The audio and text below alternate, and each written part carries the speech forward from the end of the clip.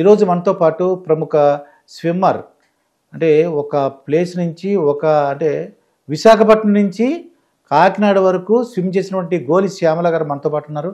నమస్కారం మేడం. నమస్కారం అండి. నిజంగా పేపర్లో చూసిన చాలా ఆశ్చర్యం కలిగింది మేడం. విశాఖపట్నం నుంచి కాకినాడ వరకు మీరు అలా స్విమ్ చేసుకుంటూ వచ్చారు. అవునండి. మరి అంతకుముందు ప్రాక్టీస్ ఎక్కడ చేశారు? సామర్లకోటలో చేశారు అని తెలిసింది. ఎక్కడ చేశారు మీరు? సామర్లకోటలో దుర్గాప్రసాద్ స్కూల్లో స్విమ్మింగ్ పూల్ ఉంది. ఒక 4 days ముందు, అంటే 1 month నుంచి నాకు ప్రాపర్ ప్రాక్టీస్ లేదు. అంటే అరేంజ్మెంట్స్కి తిరగటంలోని అక్కడ స్కూల్లో పూల్ ఉందని తెలిసి మేము అప్రోచ్ అయినప్పుడు హ్యాపీగా ఇన్వైట్ చేశారు. ప్రాక్టీస్ చేసుకోవడానికి సపోర్ట్ చేశారు సార్. ఎలా ఉందండి ఆ పూల్? అది మీకు పూల్ చాలా బాగుంది, మెయింటెనెన్స్ అంతా బాగుంది. ఇంకా ఇంకా డెవలప్ చేస్తున్నారు దాన్ని. సో డెఫినెట్లీ స్కూల్ ఎక్స్పీరియన్స్ ఎలా ఉందని చూడడానికి చాలా బాగుందండి.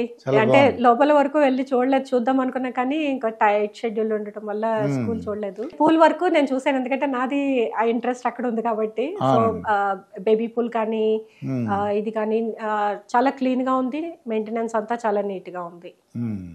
అయితే అసలు మీరు ఈ స్విమ్మింగ్ లో రావాలని మీకు ఆలోచన ఎలా వచ్చింది? యాక్చువల్గా నాకు అక్వాఫోబియా ఉంది. పుట్టి పెరిగిందంతా సామర్లకోట అయినా కూడా కాకినాడ బీచ్ ఎప్పుడు చూడలేదు. అది ఒక డ్రీమ్ లాగా ఉండేదన్నమాట. పెళ్ళైన తర్వాత కూడా చూడటానికి అవకాశం రాలేదు. ఫ్యామిలీ మెంబర్స్ అందరూ విజిట్ చేస్తారు కానీ నాకు అవకాశం రాలేదు. నీళ్ళంటే చాలా భయం, అసలు ఎప్పుడు దిగటం, చెరువుల్లోకి దిగటం అదంతా ఎప్పుడు చేయలేదు. అయితే మ్యారేజ్ అయిన తర్వాత నేను MA సోషాలజీ చేశానండి, diploma in multimedia and web design చేశాను.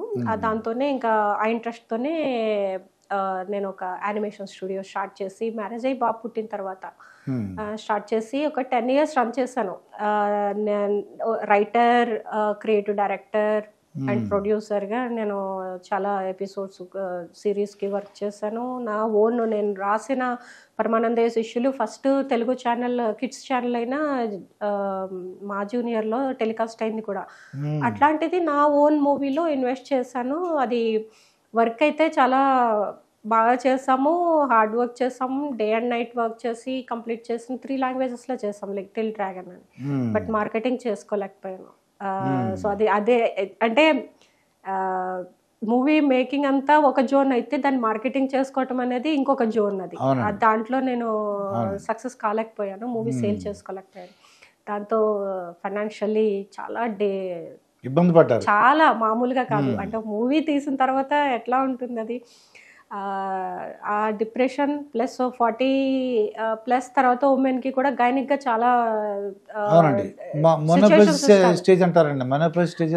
దాని ముందు చాలా హార్మోనల్ ఇంబ్యాలెన్స్ ఉండటం వల్ల కూడా మెంటల్లీ చాలా డిస్టర్బెన్సెస్ ఉంటాయి.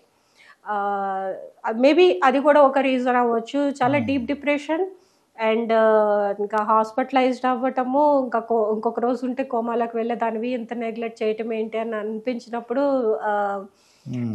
ఆలోచన చేయటం స్టార్ట్ చేశాను అనమాట. ఏంటి నేను ఎన్నో, అంటే ఆ 10 years స్టూడియో టైంలో కూడా చాలా చీటింగ్స్ ఫేస్ చేశాను.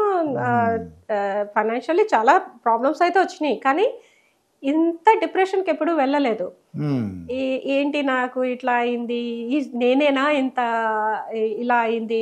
చాలా మందిని మోటివేట్ చేస్తూ ఉండేదాన్ని, ఇన్స్పిరేషన్గా ఉండేదాన్ని, ఎందుకు ఇట్లా అయిపోయింది నా లైఫ్ అని ఒక ఆలోచన అనేది స్టార్ట్ అయింది.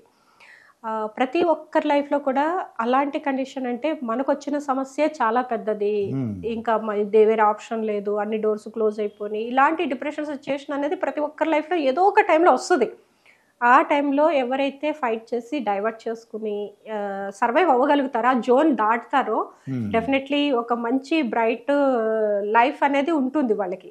మేబీ నాది అక్కడ వరకు ఒక జోన్ అయితే, అక్కడి నుంచి గాడ్ గిఫ్ట్ సెకండ్ ఛాన్స్ అనేది నేను ఇది సెకండ్ ఛాన్స్ కింద ఫీల్ అవుతున్నాను. నేను చెప్పిన కష్టాలకి ఇంకోలైతే ఆత్మహత్యలకు హెల్ప్ చేసేది డెఫినెట్లీ ఆ సిచ్యుయేషన్ అట్లానే. దాని నుంచి కాకుండా మీరు మనసు మార్చుకుని ఈ స్విమ్మింగ్ లోకి వచ్చారు. ఎలా అదే అంటే ఎలా అనిపించింది మీకు? అది అంటే స్విమ్మింగ్ వేరే కాకుండా స్విమ్మింగ్ లోకి ఎందుకు వచ్చారండి? నాకు ఆక్వాఫోబియా ఉండటం వల్ల ఎక్కడికి వాటర్లోకి నీళ్ళంటే భయం. భయం. ఏదైనా చూసి ఆనందించడం వరకునే, ఏమైనా వాటర్ ఫాల్స్ దగ్గరికి అది వెళ్ళినా అందరూ ఎంజాయ్ చేసేవారు కానీ నేను దూరం నుంచి చూసేదాన్ని.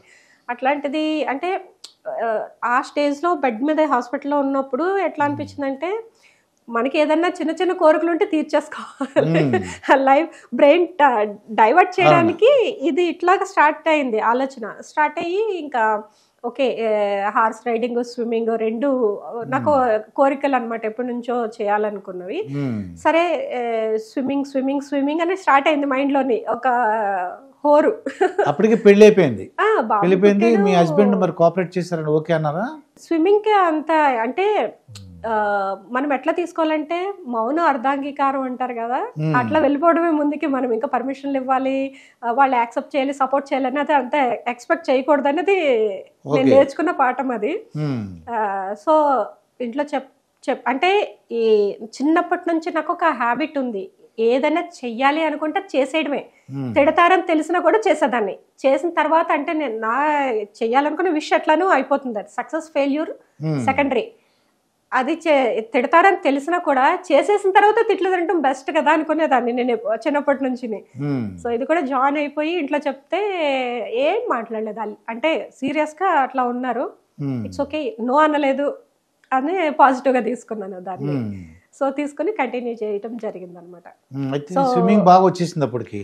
లేదు సార్, యాక్చువల్ గా ఎప్పుడైతే స్టార్ట్ చేశానో ఆ వాటర్ లో దిగేటప్పుడు నిజంగా ఎంత వణికిందో బాడీ ఇంకా గుర్తుంది నాకు. చాలా వణికిపోయాను గజగజ.